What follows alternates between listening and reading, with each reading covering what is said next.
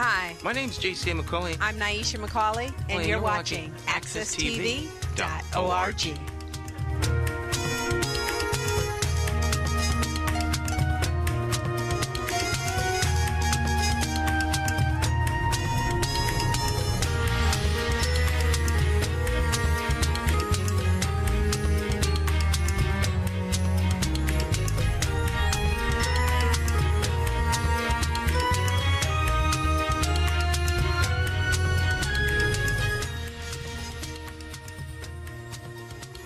Good morning, and welcome to Miss Cleo's Storytelling Corner.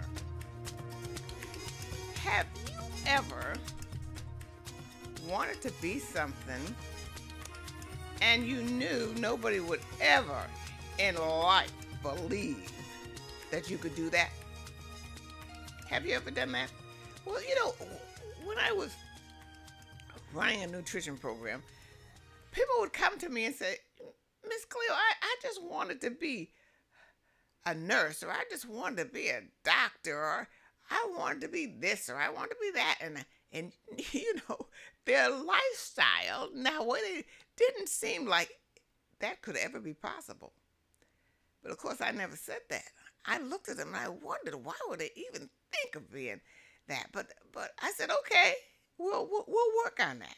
And we worked on it. And they did become, maybe they didn't become the nurse. Maybe they became the nurse's aide. Maybe they became, maybe they didn't become the doctor or the airplane pilot or something. But they became something that was similar to that. They worked toward that, and they worked very hard. And I know when I was young, I wanted to be so many things. And as I always tell you, my mother always said, please, Cleo. I don't know why. She always said, please, Cleo. But I wanted to be a nurse, an actress, a this, a that.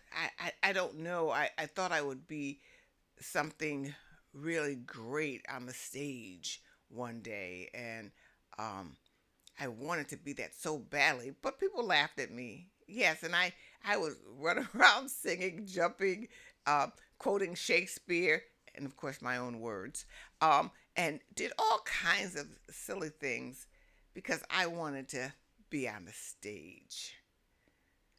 You ever have a dream like that? Well, I want to tell you a story about a little frog. And he lived in a daze where animals walked and talked the earth just like humans. And he wanted to be a singer. And he kept that to himself. He didn't tell anyone because he just knew everybody would laugh at him. And he would go on his lily pad and he would practice his songs and he would do his dances and he would just act out. I know how that feels because I did the same thing with mine. He acted out and he wanted to tell someone so bad that he wanted to sing. But he just couldn't. And then one day, he got so anxious about it. And sometimes angry and so he was ready to bust. So finally he said, well, I guess I'll tell my parents. So he went to his dad and said, Dad, what is it, son? He said, I have something to tell you. Oh, what do you want to tell me? He said, Dad, I really want to be a singer. Well, after the first, his father put a smile on. He couldn't believe his little boy wanted to be a singer. A singer? The birds sing, he said. Dad, I want to be a singer. And, well, son, if you want to be a singer and you really want to be a singer, you go right ahead and be a singer. That's okay. And Mom says, yes, son, if you really want to be a singer, you could be a singer. You could be anything you want to be. Oh, that gave the little frog some confidence. And then he started practicing and singing, and even more in his little corner. But he didn't show anyone yet. And then one day he said, well, I think I'll tell my friends. So he went to his best friend and he said, I have something to tell you. And they said, what is it, Froggy? He said, well, I want to be a singer. You want to be? You want to be what? You can't be a singer. The birds are singers. The birds sing, not frogs. And then everybody around him started laughing. You can't be a singer. So the little frog went back to his little lily pad, and he thought and he thought, and he practiced and he practiced, and he said, well, I'll go to the birds. I'll go to the leader of the birds and I'll talk to him. So he went to their treehouse and he knocked on their tree.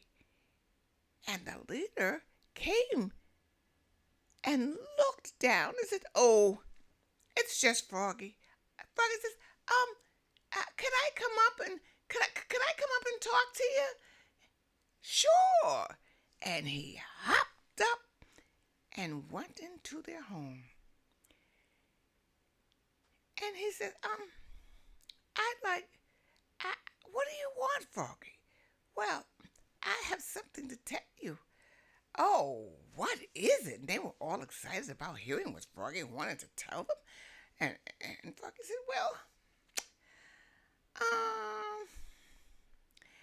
would you mind if I sang with your group? What? An ugly little frog like you singing with our group? The beautiful birds? Our delegates? Are you out of your mind? You cannot sing with us. How dare you? How dare you come here and think that you could sing with us? Get out of here. Get out of here. And the leader of the birds kicked him out. And poor little Froggy fell down and rolled. And he was so sad. He wanted to sing so badly. So he said, well, maybe I'll go talk to Brother Fox, because he runs the Friday night concert. And maybe he'll let me sing in the Friday night concert. So he went to Brother Fox. And he told Brother Fox he wanted to sing. And Brother Fox said, frogs don't sing. What are you talking about? Please, please, Brother Fox, give me a chance, just a chance. Please give me a chance. Brother Fox, he looked around, kind of, okay, I'll give you a chance. Come on, Friday at 7 o'clock. Oh, he was so excited. He got all dressed up. Oh, goodness. Monday came, Tuesday, Wednesday came. He got himself all together. Thursday, he had a stomach. He could not wait. He was so nervous. He just wanted to sing so bad. Thursday and Friday came. Finally, Friday was here, and he duded himself up, and he combed his hair, and he plaited down his little bitty hair with a part right in the middle, and he went to the concert.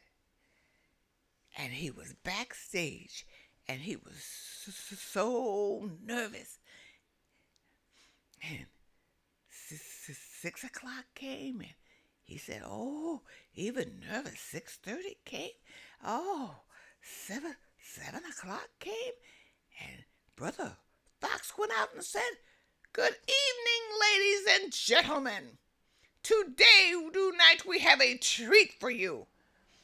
We are going to have someone special. Froggy is going to sing a song."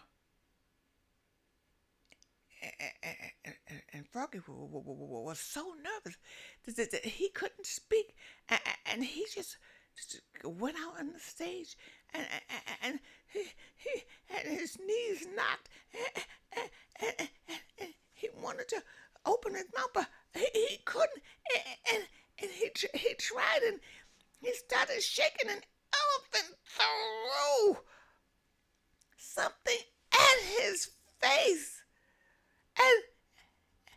And then someone else threw something, and bananas and all kinds of things they were throwing at him.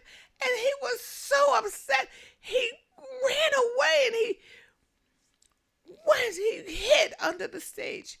And everybody's laughing, and they're laughing. And Brother Fox said, whoa, we really do have a wonderful night for you. Here are the birds. And the birds sang so beautifully. People were so relaxed. And they just listened to the wonderful, wonderful sound of those birds. And Froggy, of course, he wasn't very comfortable. He was under the bandstand there, and he was saying, I don't, why didn't I do that? They can't stop me. I'm going to sing. Yes, I'm going to sing. And he just talked to himself, and he said, I don't care what they say. I'm gonna sing. I want to sing, and I'm going to sing. So Froggy went right back up on that stage, and he said, I'm gonna sing. And he went, doo-wop, doo-wop, doo-wop, doo-wop. People, doo-wop, doo-wop.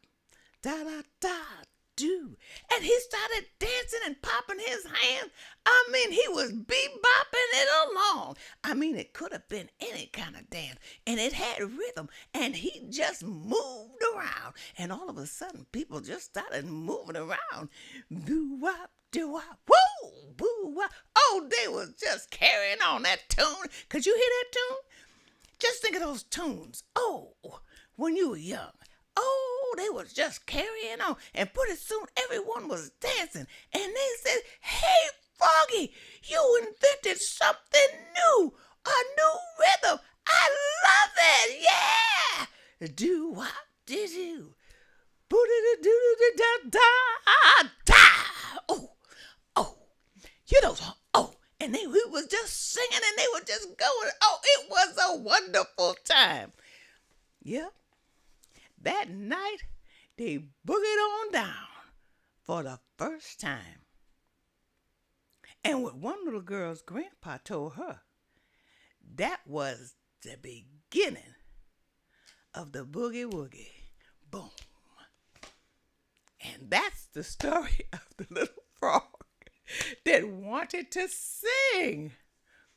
So we're going to take a break right now, and I'm going to come right back with another story.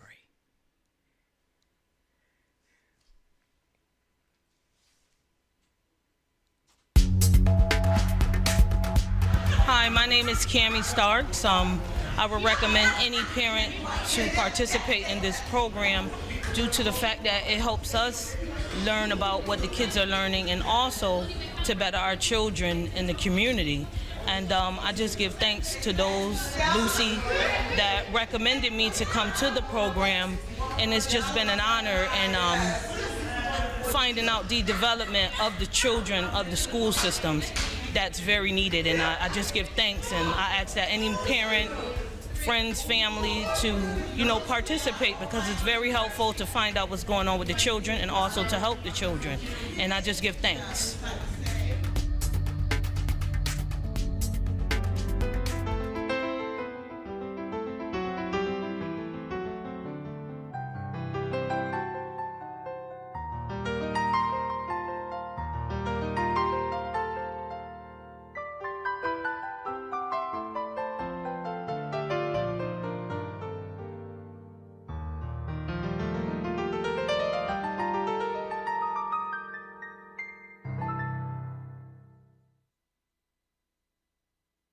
We all know smoking is harmful, right? But did you know that even after the smoke clears, the danger remains? This is called third-hand smoke.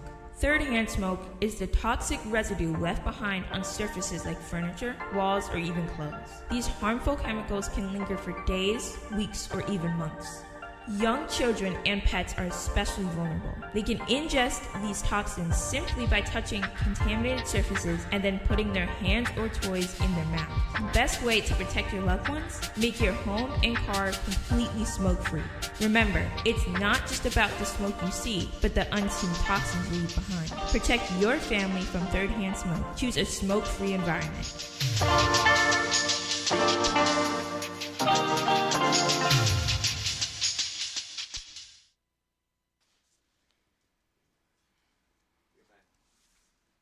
Welcome back to Miss Cleo's Storytelling Corner. What do you think is more important? Luck? What do you think is more important? Luck or intelligence?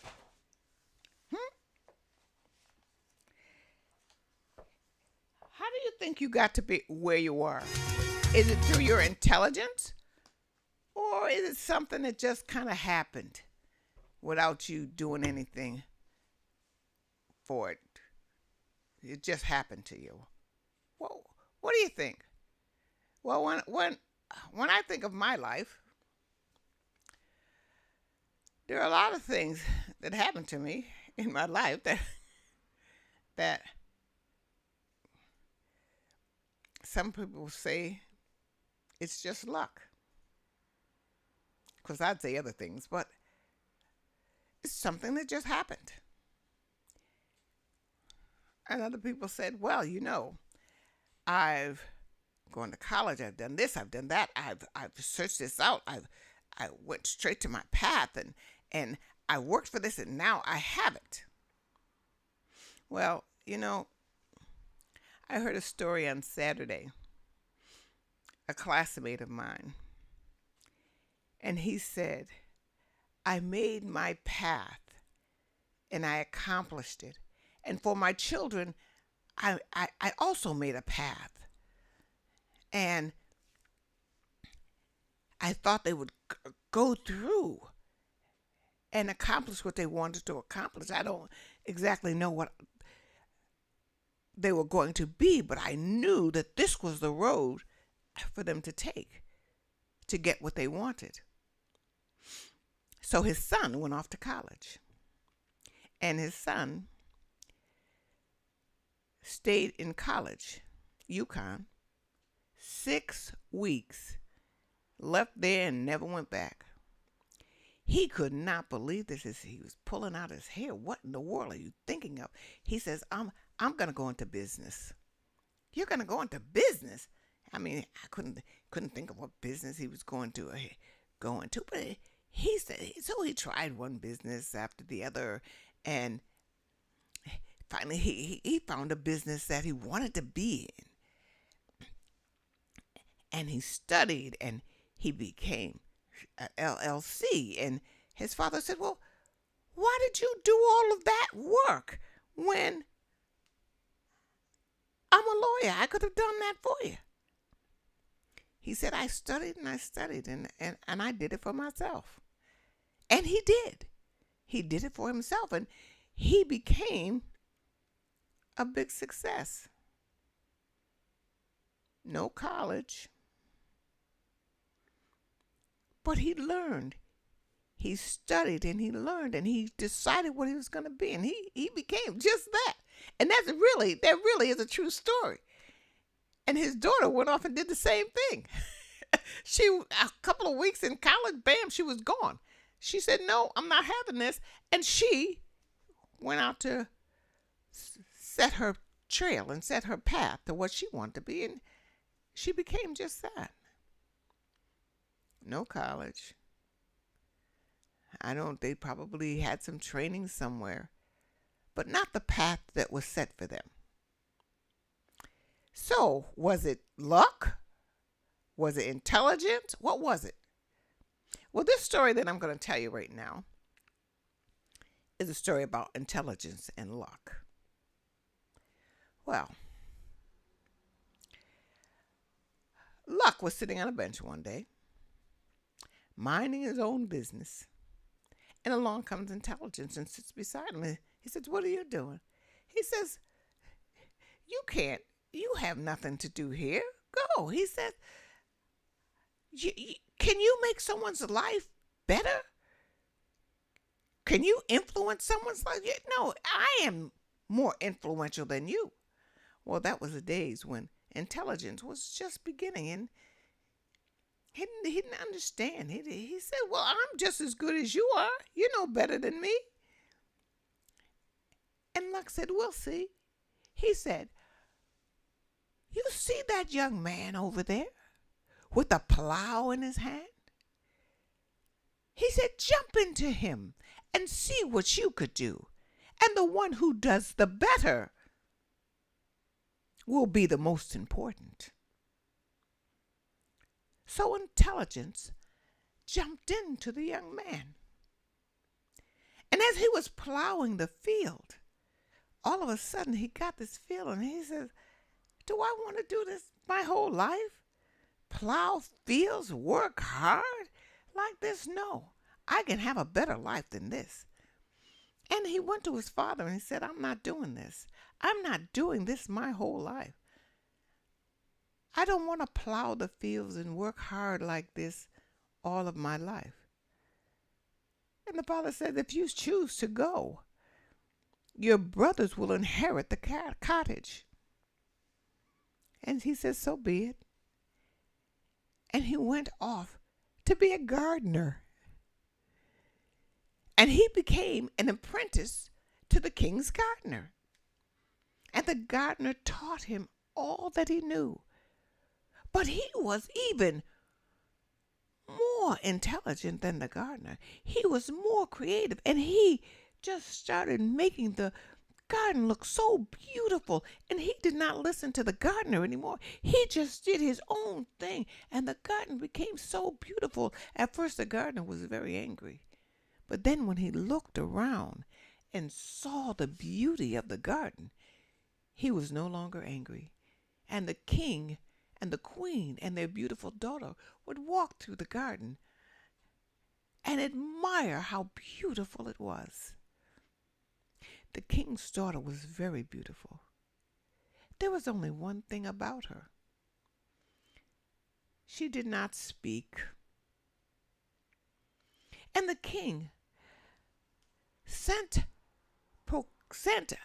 a message around. I'll call it a message around to all the provinces and said, "If anyone can make my daughter speak, he can marry her." Oh, many suitors came and many suitors left. No one could make her speak. Well, the young gardener said, "Well, why shouldn't I try?" So he went up to the palace and he knocked on the door and was permitted to come in and said, "I want to try to make the princess speak." So they led him into her room. He did not pay any attention to the princess. She had a beautiful little dog that she loved so much. And so he started talking to the little dog. "Oh, I hear that you are very clever little dog. And oh, the princess loves you very much. So I'm going to ask you a question. I'm going to tell you a little story," said the young gardener. "Now, there was 3 of us. There was a sculptor, there was a tailor, and there was myself. And we were going on a journey. And when we got sort of to the middle of the woods, we sat down and we said, we will take turns keeping watch so there will be no harm to any of us. So the first one who took the watch was the sculptor. sculptor. And he got very bored, and he didn't know what to do with himself. So he took a tree and part of a tree, and he kind of carved a damsel.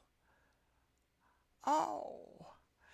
And then by morning, it was the seamstress's time to be with the damsel. So he said, what are you doing with this piece? So what did you do? He said, well, I was bored, so I carved a damsel.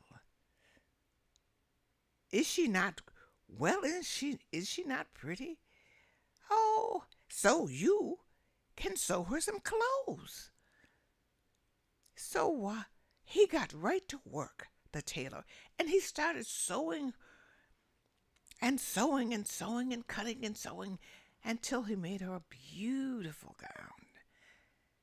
And by morning, it was my turn. So I said, well, what have you done? He said, well, he said, the sculptor carved her. I made her clothes. And, well, I guess you can teach her to speak or something. So I went right to work and started to teach her how to speak. And by morning, she could speak, and she was beautiful. And so the sculptor said, she is mine. And the tailor said, she is mine. And I said, she is mine. Whose is she? Whose is she? My little puppy, who is she? Is she the tailor's? Is she the sculptor's? Is she mine? And a voice came out. No, she is yours.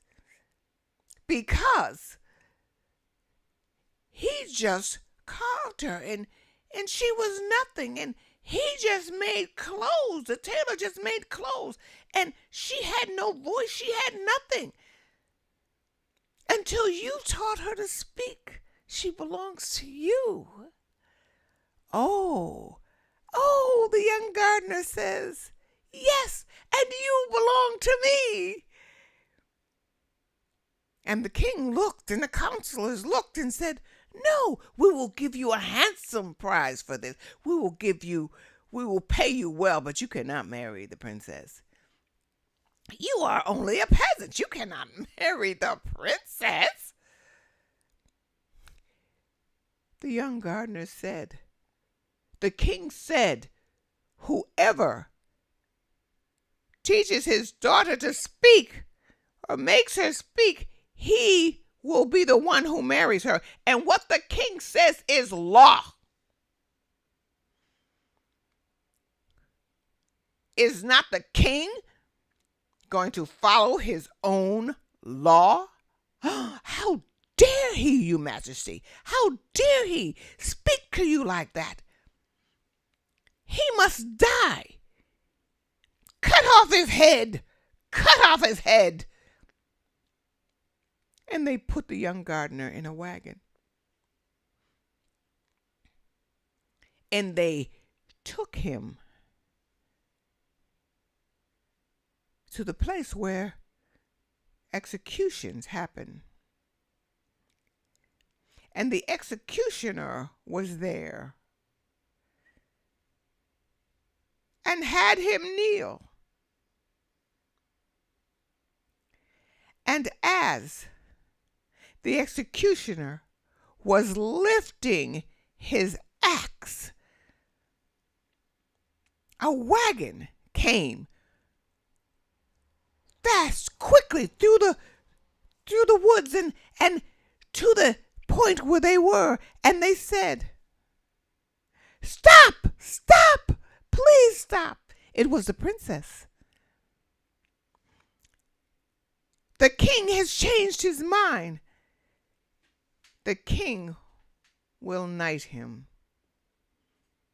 And she looked upon her father, and he looked upon his daughter. And this is what she wanted, and he knighted the young gardener, and they were married.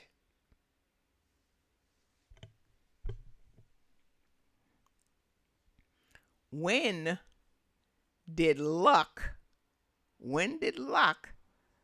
jump in to the scene? When did luck jump into the scene? Well, who did he jump into? I think he jumped into the princess. And she went to her father and she said, "Father, he is right. You gave your word. How could you do this? How could you do this? Not follow your own law." And the father understood that she was very, very right. And they got into a wagon and they saved the gardener's life. Yes, they saved the gardener's life. So now there we are on the bench with intelligence and luck. Who is more important? Well, luck moved over and gave room to intelligence. Yep. And they decided, well, they needed to work together. And so it was. Intelligence and luck. And that is that story.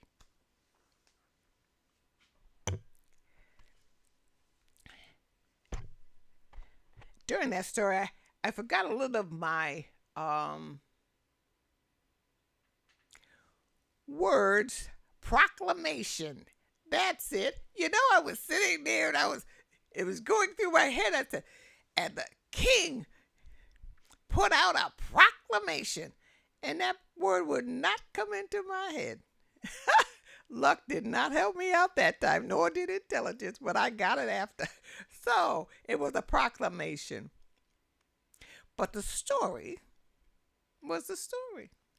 And I hope it was clear.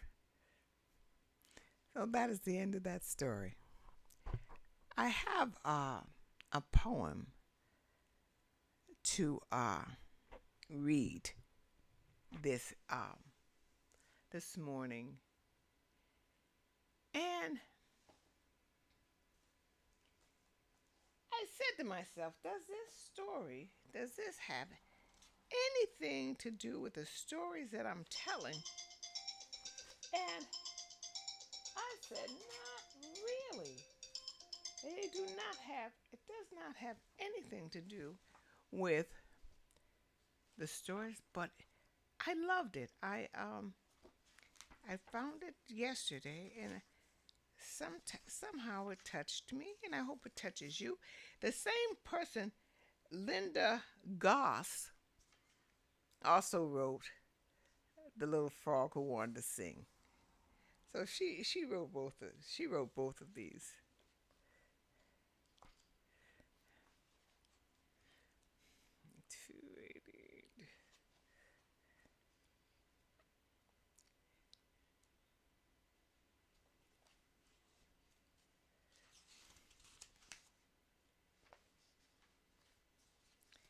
It's a praise song. Song for my mother, prayer for my father.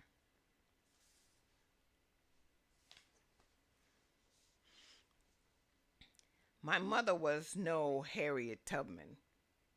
My father was no Martin Luther King. She was a mother to 10 sisters and brothers. She was a mother to my brother and me. She was a wife and a friend to my father. She was a teacher for the whole community. My mother was no Harriet Tubman. My father, no Martin Luther King. He had no time for fun and foolishness. He had no time sometimes to take a rest. He had no time to complain or weep. He was a storyteller who rocked me to sleep. My mother was no Harriet Tubman. My father was no Martin Luther King. Yet she was a midwife to my Aunt Sally. He was a preacher to little Willie Jones. She was a mother who cared and who suffered. He was a father, black and strong. She was a mother who kept the light burning so her lost children could find the way home. He was a father who kept the fires warming so his little children would never be cold. You won't find them in the history pages, yet they have lived down through the ages. There will be no TV special. There is no Mother's Day card. There is no Father's Day card about the people I'm speaking of, about the people who've been through it all. They've lost babies in the womb. They've lost babies to the hanging tree. They've lost babies to the battlefields. They've lost babies to drugs and pills. Yet they gave birth to the Harriet Tubmans. Yet they gave birth to the Martin Luther Kings. Yes, they gave birth to the Langston Hughes's. Yes, they gave birth to kings and queens. This is a song for my mother. This is a song for my father. O black woman of Ethiopia, black father of Nelson Mandela, black mother of Emmett Till, black men down in Brazil. We hear your story, we feel your pain. We see the blood pouring like rain, and if thy will be done, to South Africa freedom will come. This is a prayer for my mother. This is a prayer for my father. Calling all people in North America, calling all people in Northern Ireland, calling all people in the Himalayas, calling all people down under in Australia, calling all people in the Soviet Union, calling all people in the People's Republic, calling all people in the Middle East. Let's come together for world peace. All shall not be lost if we save ourselves from nuclear holocaust. This is a prayer for my mother. This is a prayer for my father and for all living creatures around the world.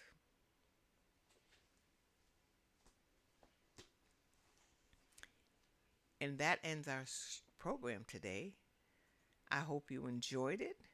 Let me know if you enjoyed it. Give us a text or a call, even if you don't. Tell me if you know I've done something that wasn't quite right. That's all right. You can tell me. I'm old enough to take it. Just tell me what you think and give us a shout out. But for now, read a little, write a little, dream big, and I'll see you next week.